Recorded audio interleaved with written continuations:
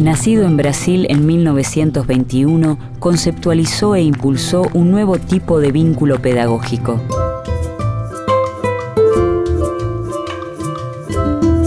Entendió que el educador debía involucrarse en las problemáticas de su pueblo y emprendió un camino de lucha contra lo que denominaba una pedagogía bancaria. Pedagogo, escritor, político y pensador, Paulo Freire concibió la educación como una acción política capaz de liberar a los oprimidos.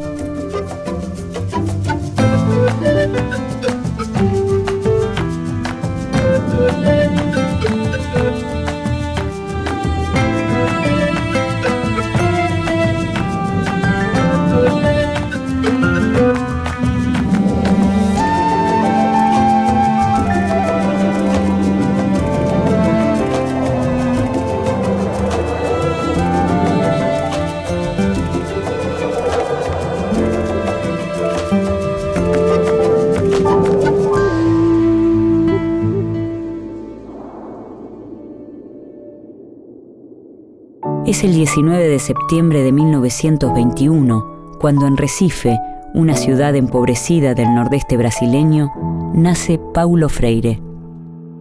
Después de una escolaridad dificultosa, a los 20 años, empieza a estudiar Derecho y a enseñar portugués en escuelas secundarias. Tiene una fuerte influencia de formación cristiana. Él estudia en un colegio católico su escuela secundaria porque es el único lugar que su mamá logra ubicarlo.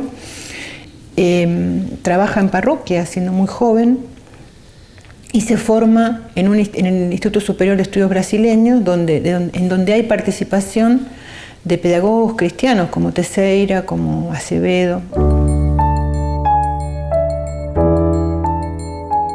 Corre el año 1954 y Paulo Freire es nombrado jefe del Departamento de Educación y Cultura del Servicio Social de Industria de Recife. Al año siguiente es nombrado professor de Pedagogía en la Universidade de Recife.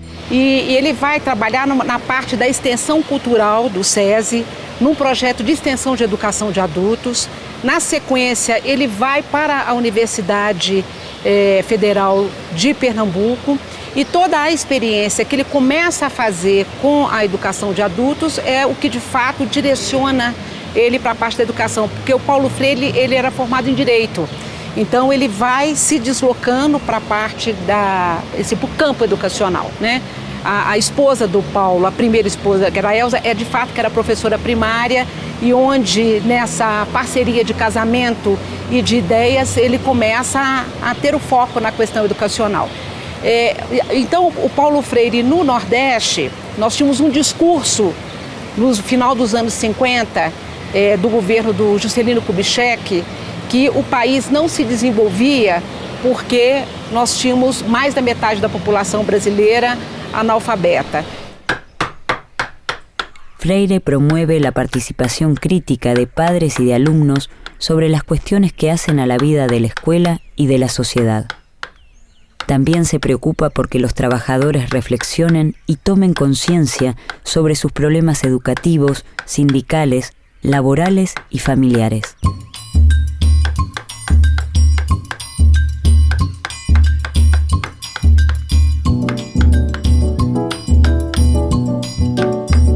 La Iglesia latinoamericana vive, a partir de la década de los 50, tiempos de fuerte militancia y compromiso con las luchas populares. En Brasil, comienza un movimiento de comunidades eclesiales de base que crece incesantemente en las décadas siguientes y frente al cual Freire asumirá un fuerte compromiso.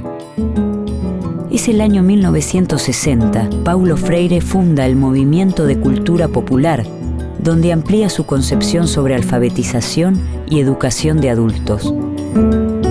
Eu acho que vão ter outros agregados, que é o próprio desenvolvimento dessa metodologia, né, de alfabetizar, que está articulado com toda uma reflexão local, né, da cultura das pessoas e a cultura de uma certa comunidade, e a partir de um processo de reflexão você vai pensando algumas palavras deste contexto e essas palavras que vão se transformar em palavras geradoras, elas vão se constituir como esse elemento, né, um elemento significativo de você desenvolver o processo de alfabetização.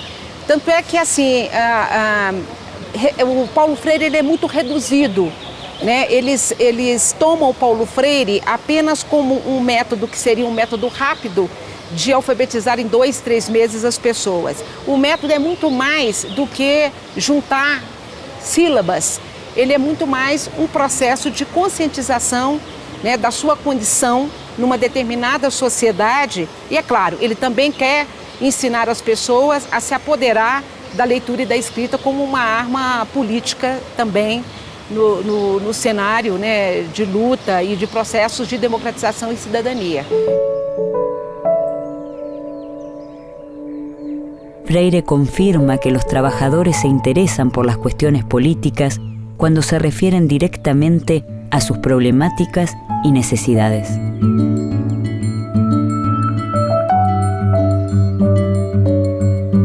Para Paulo Freire es claro que no se trata de explicarle a las personas cómo es la estructura de clases de la sociedad o cuáles son las contradicciones principales y secundarias. Se trata de hacer una experiencia en la que el sujeto articule esa preocupación, esa experiencia existencial con esos problemas estructurales o con esa situación estructural. El método de alfabetización diseñado por Freire a partir de 1961 se basa en su propia experiencia en la ciudad de Anguicos, en el nordeste brasileño, donde 300 campesinos adultos son alfabetizados en solo 45 días. La obra de Freire surge en el nordeste de Brasil. A mediados de la década de los 60, la mitad de sus habitantes son analfabetos o viven en lo que Freire señala como la cultura del silencio.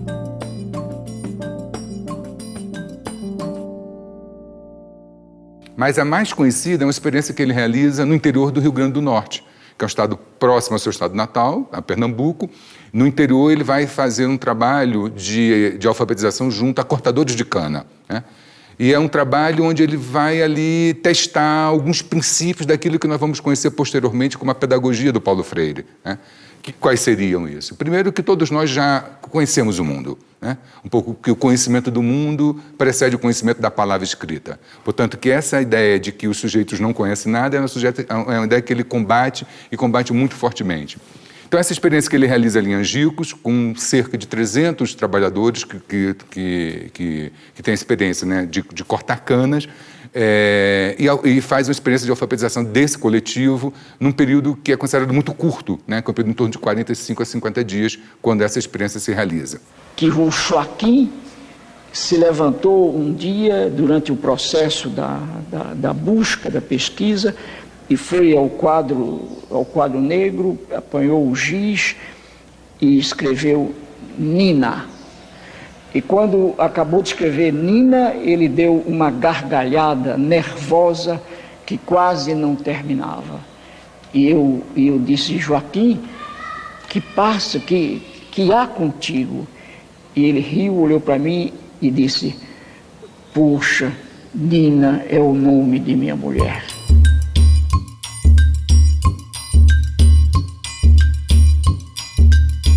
Para Freire, el universo vocabular es el conjunto de palabras con que los sujetos interpretan el mundo y contiene los temas y problemas que son significativos para los educandos.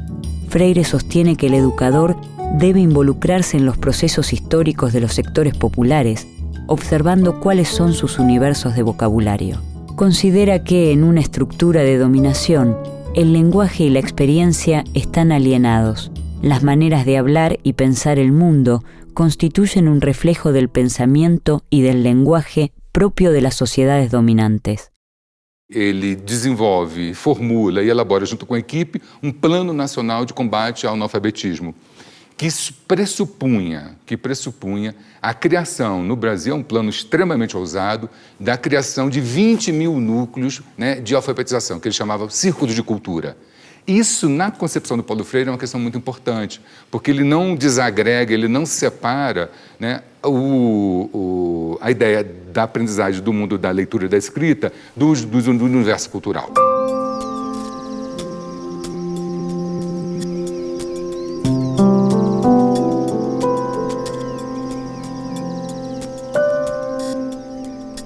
1963, Paulo Freire es nombrado director del Plan Nacional de Alfabetización, pero al año siguiente, un golpe militar pone fin a esta etapa. Freire es encarcelado por la dictadura y encuentra protección en la Embajada de Bolivia, cuyo gobierno lo contrata como asesor del Ministerio de Educación. Pero, apenas llega a la ciudad de La Paz en 1964, es testigo de un nuevo golpe de Estado y se marcha a Chile. Freire comienza así un largo exilio que se extenderá hasta 1980.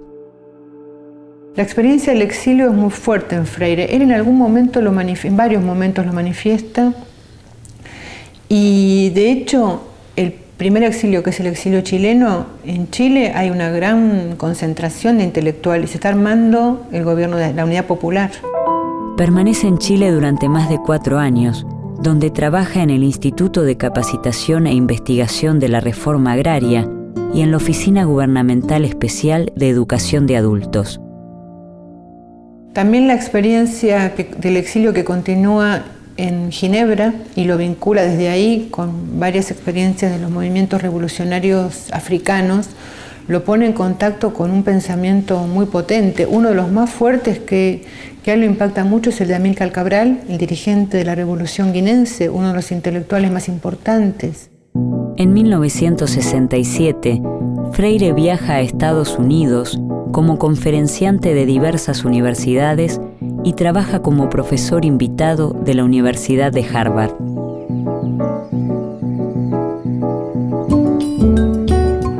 Concluye la década de los 60 y Paulo Freire publica el libro Extensión o Comunicación.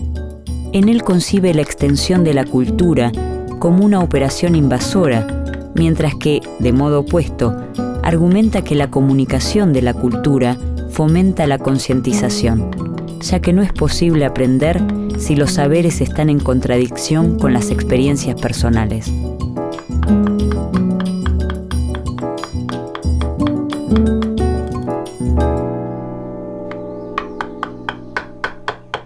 Cuando Freire discute eso y escribe un texto que en Chile está discutiendo con el pensamiento hegemónico en ese momento y poniendo en tela de juicio no solamente un modelo abstracto educativo, sino una práctica político-pedagógica concreta. Paulo Freire afirma que el educador que no conoce el mundo del campesino no puede establecer un vínculo pedagógico con él, ni mucho menos tratar de cambiar su actitud. Enarbola su experiencia educativa en principios que fomentan la práctica de la libertad, prácticas que se alejan de un simple apoyo técnico y ponen el esfuerzo en intentar descifrarse a sí mismos y a los demás. Paralelamente diferente. Hola, buenos días. días. Hola, buen día, ¿cómo estás?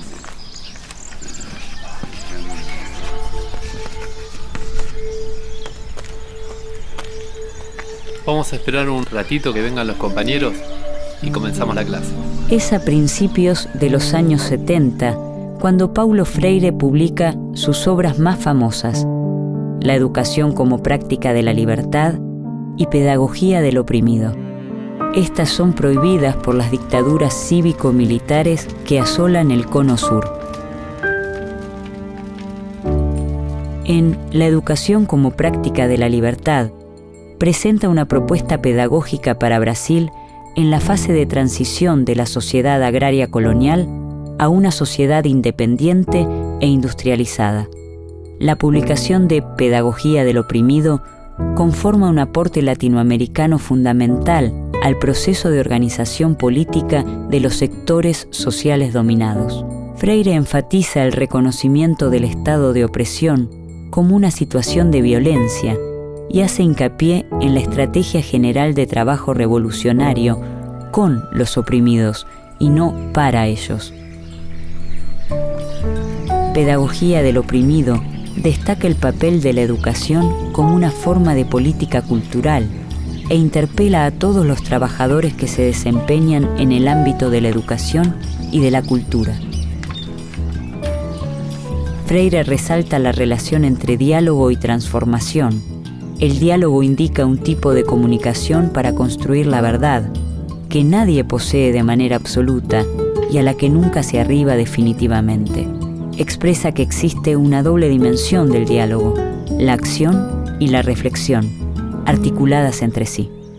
Essa educação bancária, por Paulo Freire, ela está vinculada ao que ele chama de uma escola mais tradicional, que significa aquela que o professor sabe tudo e que o aluno não sabe nada, né? O aluno seria aquele depositário daqueles conhecimentos que seria transmitido por uma única pessoa que sabe tudo. Então, nesta relação, os alunos, né, seriam passivos e o professor ativo. Então, quer dizer, o que o Paulo Freire ele vai propor é que a gente se educa, né, ao mesmo tempo que é educado. Então, quer dizer, nesse sentido, o que faz a contraposição é que o professor ele tem que ter a capacidade de, conhecendo este universo cultural, histórico, linguístico dos alunos, ele poder organizar essas ideias e esses conhecimentos de uma forma sistematizada, ele aí criar todos os processos para que esse processo aí, no caso de alfabetização, ele se dê, ele aconteça. Leonor, ¿cuántas sílabas tiene Sembrado? 3 sílabas. Freire opone su propuesta conocida como educación dialógica a lo que llama educación bancaria. La educación dialógica busca establecer una relación igualitaria entre educador y educando, en la que ambas partes enseñan y aprenden, ya que nadie lo sabe todo y nadie lo ignora todo. Soraya, árboles. 3 sílabas. Bien. Néstor, cansancio. 3 sílabas tiene. Muy bien. Es el año 1970. Paulo Freire se traslada a Ginebra, Suiza, donde es convocado para asesorar en los programas de educación del Consejo Mundial de Iglesias.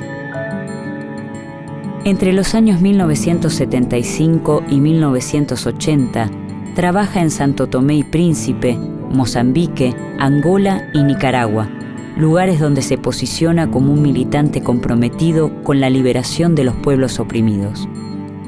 En marzo de 1980, Freire emprende su regreso definitivo a Brasil. No retorno ao Brasil, ele vai também ocupar postos no magistério. Ele vai trabalhar em 2 universidades de São Paulo, a Universidade Estadual de Campinas e a PUC de São Paulo. Essa estadia na PUC, ela merece um certo destaque, porque a PUC foi um dos polos, né, de resistência no campo universitário que acolheu muito dos perseguidos pelo regime militar. E ela abrigou muito daqueles que tinham passado pela experiência do exílio, e aí acho que ajuda a compreender um pouco a presença de Paulo Freire e a presença de vários intelectuais que vão trabalhar na PUC São Paulo e vão ajudar a organizar o campo da reflexão na educação com a criação, na verdade não a criação, mas com assim, a revigoração dos programas de pós-graduação no interior dessa universidade brasileira. El Partido de los Trabajadores gana las elecciones municipales en San Pablo en 1988 y Freire asume como secretario de Educación.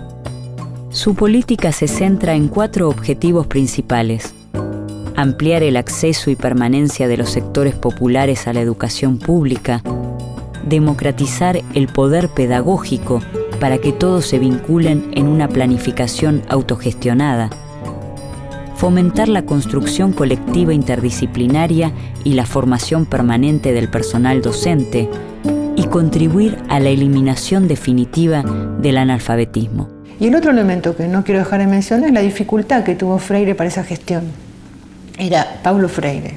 Venía con un enorme prestigio internacional, con un enorme apoyo político. Él es uno de los fundadores del Partido de los Trabajadores, estamos hablando en 80. Llega con un enorme apoyo y tiene muchas dificultades para implementar transformaciones en el sistema escolar. Paulo Freire se encuentra en una situación paradójica. Crítico de la educación promovida por el Estado, es ahora funcionario público.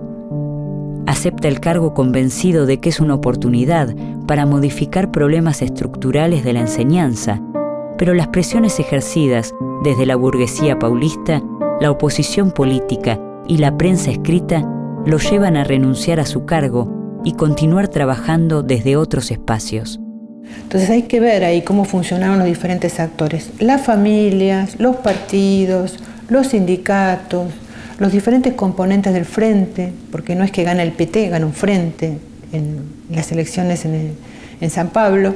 Entonces me parece que toda esa complejidad, por lo menos para alertarnos de que no es fácil cambiar el sistema escolar. Si Paulo Freire no pudo, bueno, ¿cómo habría que hacerlo?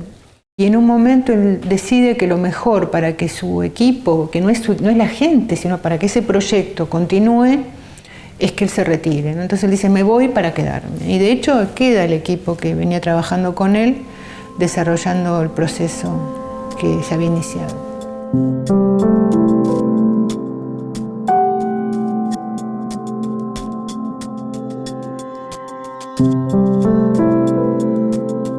El 2 de mayo de 1997, a los 75 años, Paulo Freire muere en la ciudad de San Pablo.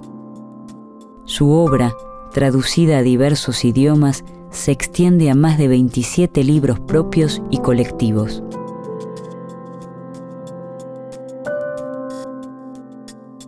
En algún momento Freire, en varios momentos, manifiesta que él está preocupado con convertirse en un mito.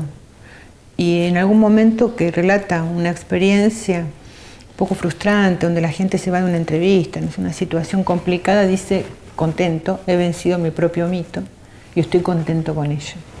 Y junto con eso hay una movilidad en la biografía de Freire. Si uno lo toma de manera rígida, puede decir, bueno, se transformó, porque el Freire, que en Pedagogía del Oprimido o en Educación como Práctica para la Libertad, no encontrar la palabra escuela, no encontrar la palabra profesor, termina siendo secretario de Educación del municipio de San Pablo. Entonces hay ahí un cambio importante. A mí me parece que esas transformaciones que Freire hace en las coyunturas son justamente en función de mantener la coherencia, que no es mantener la rigidez, sino ser capaz de mantener principios que se articulan de modo distinto em cada conjuntura. Então, me parece que esses princípios gerais que estão presentes nessa ampla obra do Paulo Freire, eles ainda são necessários, né, porque o nosso mundo continua desigual, o nosso mundo continua estratificado, e esse compromisso com a liberdade, a luta contra as exclusões, me parece que ainda são bandeiras que foram abraçadas pelo Paulo Freire, que ainda são bandeiras do nosso presente, que, portanto, a leitura e a releitura da obra do Paulo Freire pode nos inspirar, pode nos nutrir, pode fertilizar as lutas do nosso presente. Eu nunca tinha pensado nisso, mas agora que você me desafia, e talvez a minha resposta seja pouco humilde, talvez seja, eu acho que não.